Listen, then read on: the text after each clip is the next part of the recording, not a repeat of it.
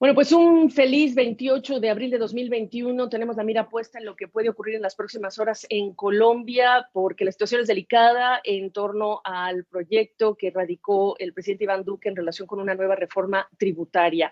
El tema pasa ya incluso por recursos judiciales, que por una situación de pandemia que ha obligado a muchas ciudades a reactivar restricciones de movilidad y de confinamiento y medidas de confinamiento, pues está generando la enorme preocupación del efecto que puede tener una protesta y el Poder Judicial diciendo no, no hay que protestar, están prohibidas las protestas, y entonces entra todavía, digamos que un nivel de mayor expectativa por lo que representaría un posible desafío ciudadano de sindicatos, de organizaciones que están diciéndole al presidente Duque no con esta propuesta de reforma tributaria, que dicho sea de paso, tiene dentro de sus, digamos, elementos una propuesta interesante para lo que sería el ingreso básico universal. Y de ahí que para muchos esta parte de esa propuesta de reforma tributaria pues es lo que quisiera llevarse como legado también el presidente Iván Duque. No estamos en momentos electorales, pero sí hay elecciones el próximo año, y todo esto se combina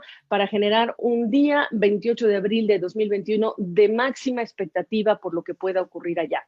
Así que en relación con la reforma tributaria, este proyecto que ya tiene Congreso, lo que queremos averiguar es por qué es tan necesario. Hay que pagar las cuentas de lo que sucedió con el colapso económico y las ayudas que dieron los gobiernos en muchos lugares del planeta, y América Latina está incluida, y el gobierno de Colombia está haciendo esto, pero lo que queremos entender es cómo se ve la situación y la convulsión social que podría generar.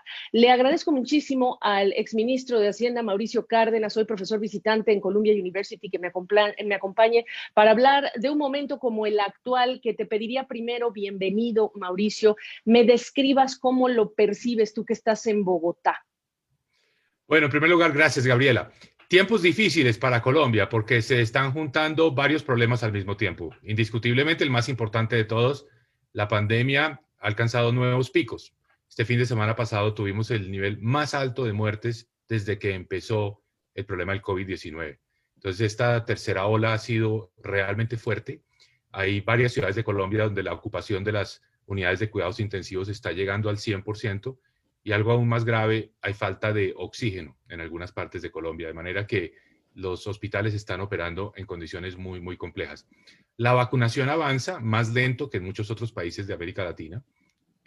Ha habido, como en muchas partes del mundo, dificultades de acceso a las vacunas, y esto pues está detrás del problema. De manera que la situación desde ese punto de vista es muy difícil, y esto ha llevado a que las autoridades en varias partes de Colombia hayan tenido que declarar las cuarentenas nuevamente. O sea, estamos viviendo lo que vivíamos hace un año.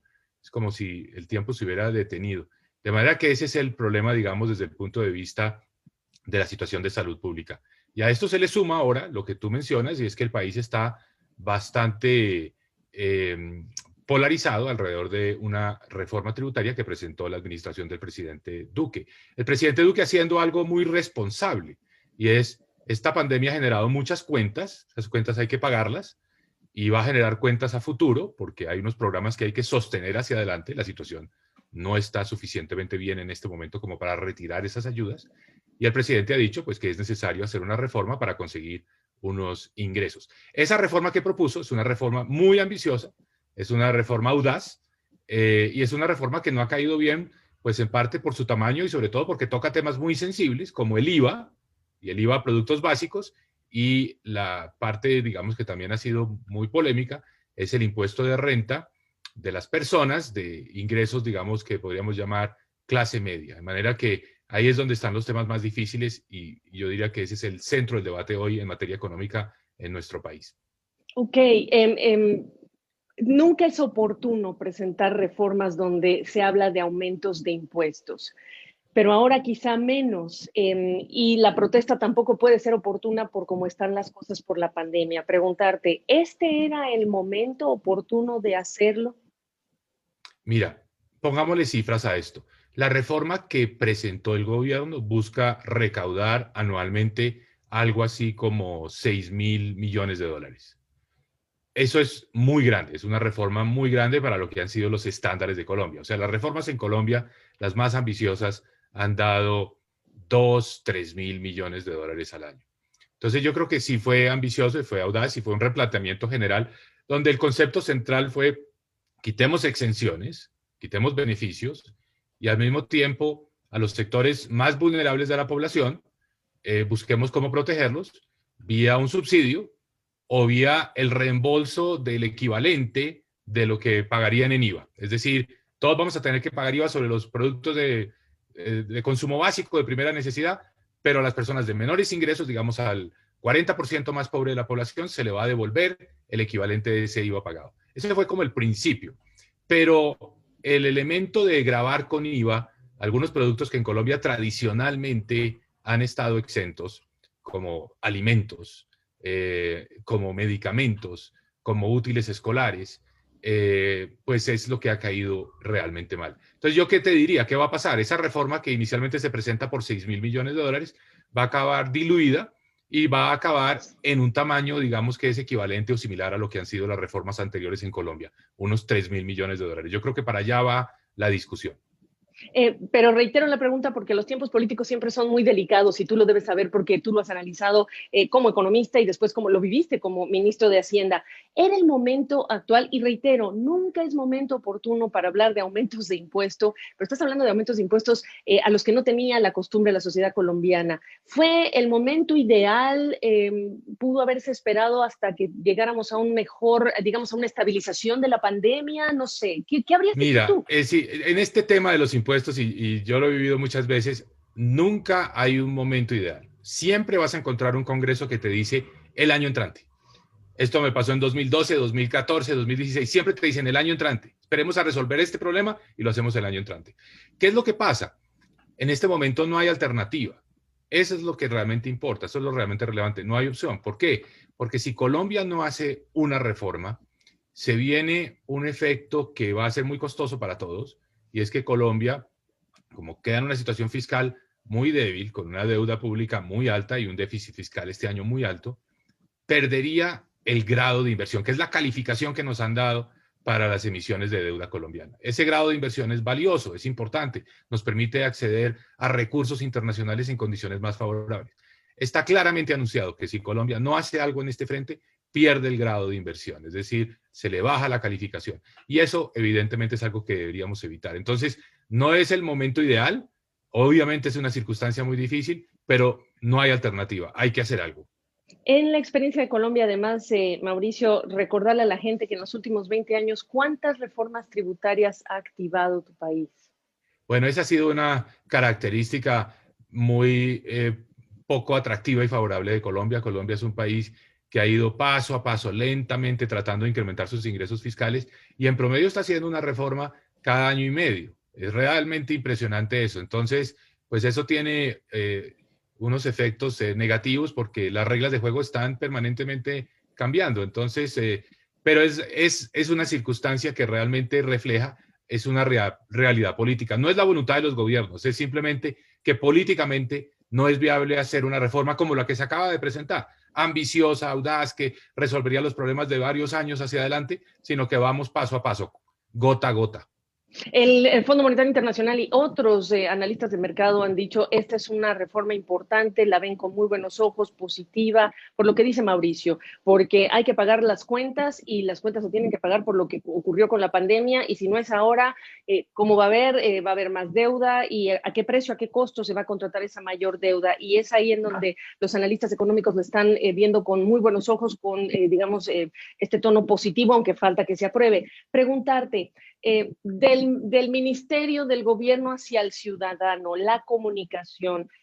Tú sabes muy bien, porque tú hiciste esto, intentaste comunicar al ciudadano. ¿Qué esfuerzos de comunicación estás viendo del ministro Carrasquilla el día de hoy o hace falta ese esfuerzo para comunicarla mejor a la población?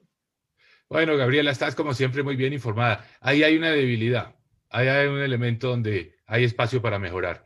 El presidente directamente se ha personado de la explicación de estas reformas, ha dado unas entrevistas muy completas, muy buenas, por cierto, explicándole al país la urgencia y la necesidad de este tema, pero la pedagogía en estas reformas es indispensable y algo que a mí me ha sorprendido es que el mismo partido político del gobierno, tan pronto fue radicada, empezó a criticarla, empezó a atacar a la reforma, es decir, Esto lo que reflejaba es que el partido pues no estaba o convencido o no se había socializado o no estaba dispuesto a apoyar la reforma presentada por su propio gobierno. Y desde ese momento empieza a haber una fractura, porque evidentemente si el partido de gobierno sale a atacar, sale a criticar, sale a decir que esa reforma no le conviene al país, pues los demás partidos no se van a quedar callados y los demás partidos incluso han hecho críticas en un tono aún más alto. Entonces, yo diría que el tema de comunicación, socialización es fundamental en estas reformas. Explicarle al ciudadano la importancia, el porqué. Y por supuesto, el gobierno va a tener que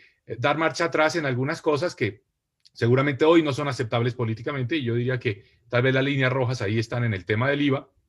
Veo muy difícil que se apruebe algo relacionado con el IVA, especialmente en estos productos sensibles de la canasta familiar. Y veo también que se va a moderar la aspiración que tenía el gobierno de ampliar la base de contribuyentes del impuesto de renta. ¿Eso qué representa para quienes no tenemos claras las cuentas públicas de Colombia? ¿Cuánto más va a poder recaudar? Decías tú, 2.000 millones de esos más de 6.000 millones que quisiera recaudar con este proyecto audaz. Yo creo que vamos a pasar de una reforma de 6.000 millones de dólares a algo entre 2.500 y 3.000 millones de dólares, donde hay unos elementos que van a ser, digamos, más fáciles de aceptar porque son, por ejemplo, el impuesto de patrimonio, el impuesto a la riqueza de los colombianos que tienen patrimonios superiores a 1.400.000 dólares. También un impuesto de renta más alto para los colombianos de ingresos más altos, el impuesto a los dividendos, que pasaría del 10 al 15%. Seguramente se va a posponer en el tiempo la reducción que estaba prevista en el impuesto de renta corporativo, que se esperaba podía bajar al 30%, se va a quedar seguramente en el 33%. Y esos temas son los que veo que están más aceptados por parte de los partidos y la opinión pública, y hacia allá creo que va a dirigirse la reforma, eliminando todo lo que tenga que ver con la clase media, es decir, estos temas del IVA y los temas relacionados con el impuesto de renta a las personas naturales. Ahora la gran pregunta es, ¿qué se quita? Si se quitan esos ingresos, porque la reforma también tenía unos gastos adicionales, sobre todo un programa de renta básica al 40% de la población colombiana, colombianos que están en condición de pobreza, un programa generoso, un programa audaz también, porque es un programa de apoyo fuerte a las familias de bajos ingresos, pero seguramente algo de eso va a tener que reducirse porque los ingresos pues simplemente no van a permitirlo. No he incorporado, y te pido que lo hagas, me faltan 3 preguntas, al sector privado. ¿Qué tan sumado está el sector privado a esta reforma cuando también se ha detectado por años ese agotamiento cuando hablábamos de la cantidad de reformas tributarias que se han aplicado en los últimos años? Mira, el sector privado muy temprano, en el momento que el gobierno radicó el proyecto de ley, planteó la importancia de aprobar una ley, entiende perfectamente la urgencia y la necesidad, pero también planteó que se necesitaba una reforma, digamos, menos ambiciosa y una reforma más moderada en términos del recaudo, y planteó algunas de las ideas que yo te estoy transmitiendo acá, es decir, eliminar algunos de estos temas más sensibles frente a la opinión pública. Entiendo. Mauricio, me decías que el presidente Duque ha explicado bien la reforma. Tú eres maestro. Para cerrar, dime qué significa explicar bien una reforma tributaria, porque no son peras y manzanas, aunque sí lo son, pero no es fácil explicar. Incluso en estos espacios no traemos a invitados que no sepan explicar bien de economía, porque si no, no estamos cumpliendo con nuestra labor. Preguntarte, ¿qué significa que se explique bien la reforma? ¿Qué es lo que tiene que y cómo se tiene que decir, por un lado? Y el escenario más probable que ves tú de una jornada como la de hoy. Mira, primero yo destaco que el presidente ha insistido en que está dispuesto a negociar. O sea, no ha cerrado la puerta y es consciente que las decisiones se toman en el Congreso y está abierto a esas contrapropuestas que vengan del Congreso. Punto número 1. Eso es constructivo. 2, y es práctico, es realista.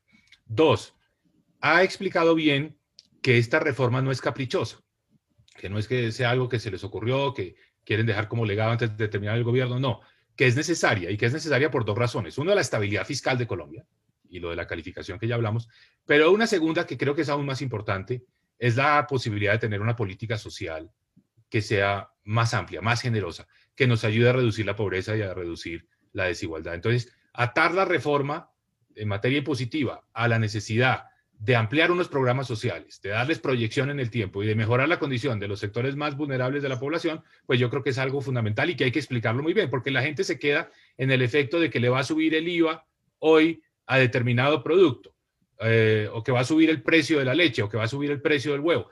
Sí, eso puede ocurrir, pero al mismo tiempo se están generando los recursos para que haya una política social, pues realmente que nos permita tener más cohesión en nuestro país. Y del día de hoy, ¿cómo piensas que estaremos terminándolo? Mira, la gente está muy preocupada por la pandemia, entonces yo creo que eso va a ser dominante. Yo creo que independientemente de las decisiones judiciales, las personas se están cuidando porque el número de casos, pues como te decía, está muy alto. El número de personas que están falleciendo lleva varios días por encima de 400 personas al día. Entonces yo creo que desde el punto de vista de la ciudadanía hay cautela.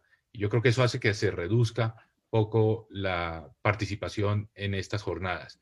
Y pues pero esto no significa que el país esté pasivo frente a este tema de la reforma tributaria. Hay una gran resistencia, hay un gran rechazo, y esto pues evidentemente se va a traducir en que lo que salga del Congreso pues va a ser lo mínimo mínimo. No creo que vaya a haber posibilidades de hacer nada realmente transformador o algo que cambie para bien las reglas de juego. Creo que van a ser más bien un poco de paños de agua tibia para tratar de pasar este momento y sobre todo para evitar la pérdida de la calificación de Colombia.